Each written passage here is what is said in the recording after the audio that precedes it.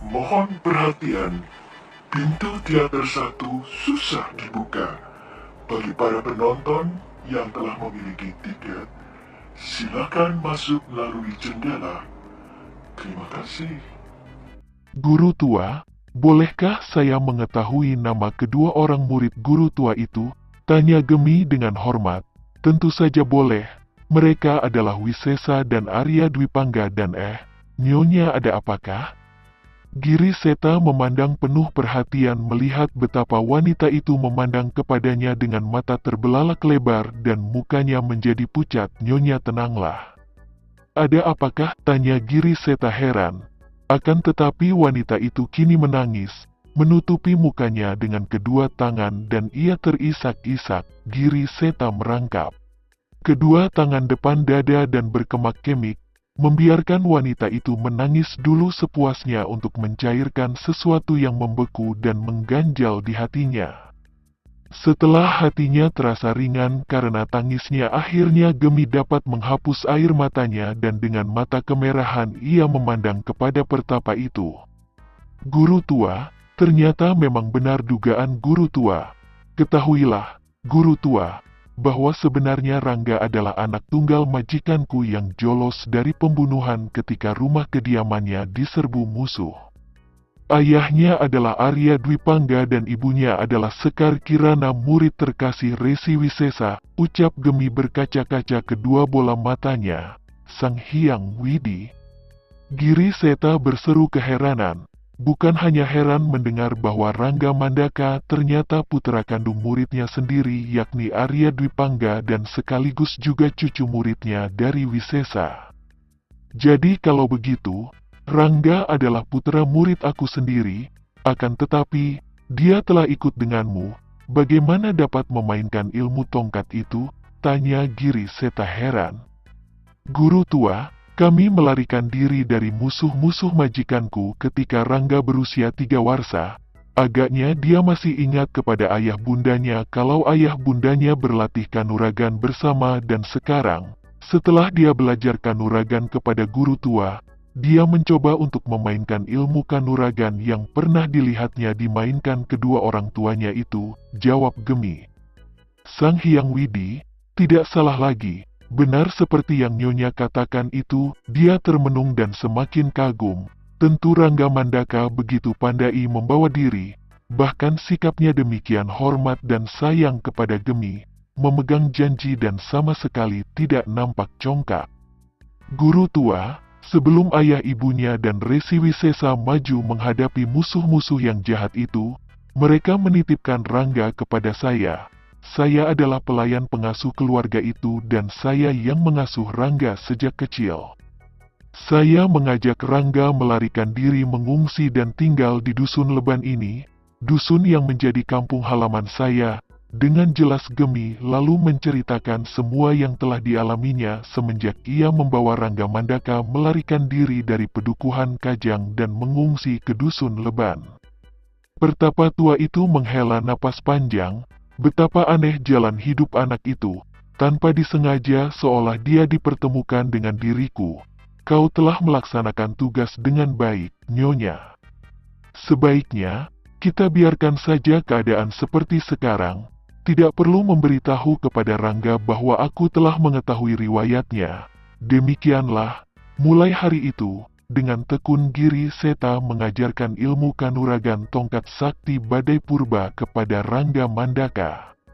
Anak ini tentu saja girang bukan main mengenai ilmu tongkat seperti yang dahulu sering dia lihat dimainkan ayah bundanya, akan tetapi tentu saja ilmu ini lebih lengkap dan lebih dahsyat.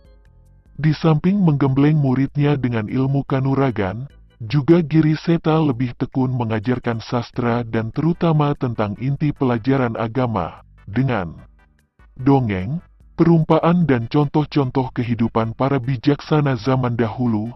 Giri Seta berusaha untuk menghapus dendam dari hati muridnya itu, dendam pada musuh-musuh kedua orang tuanya dan eyangnya.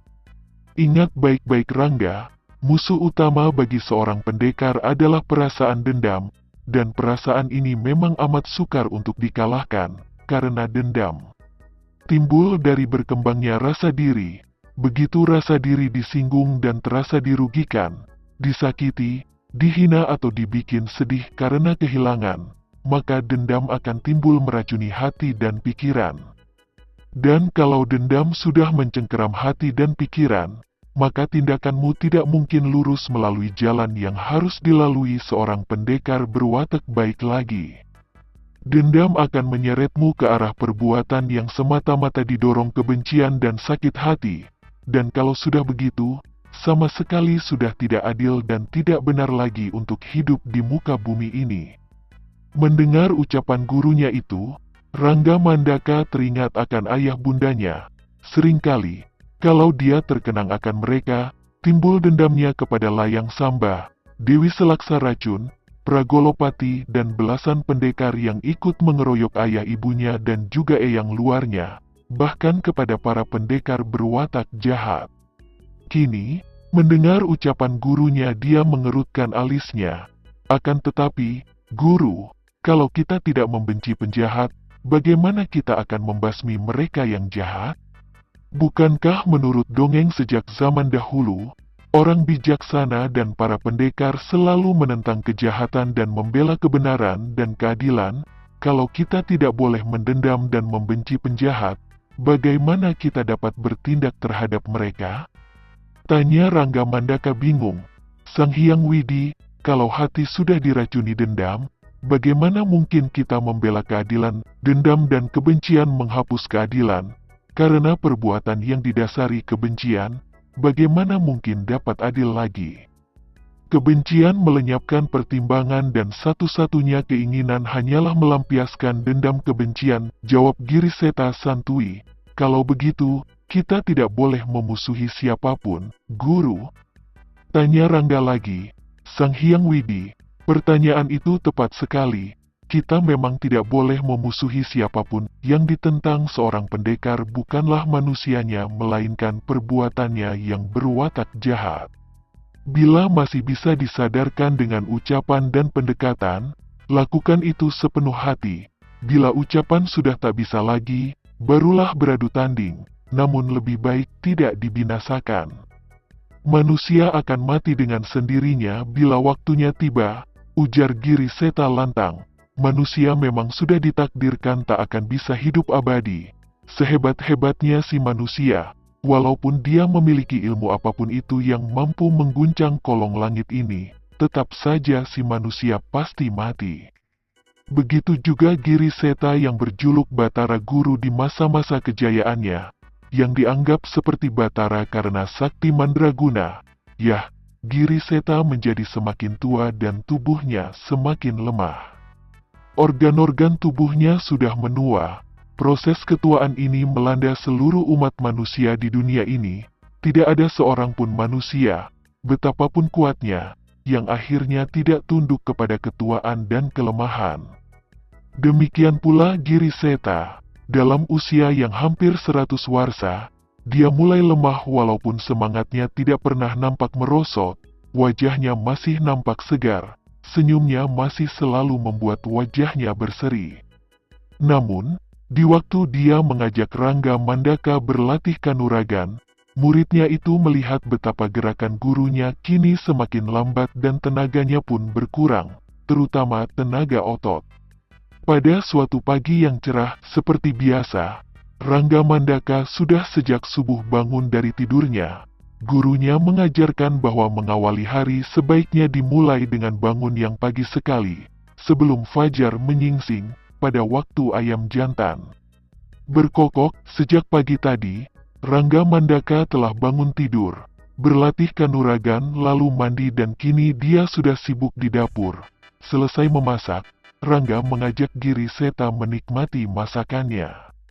Mereka berdua menikmati itu seperti biasanya.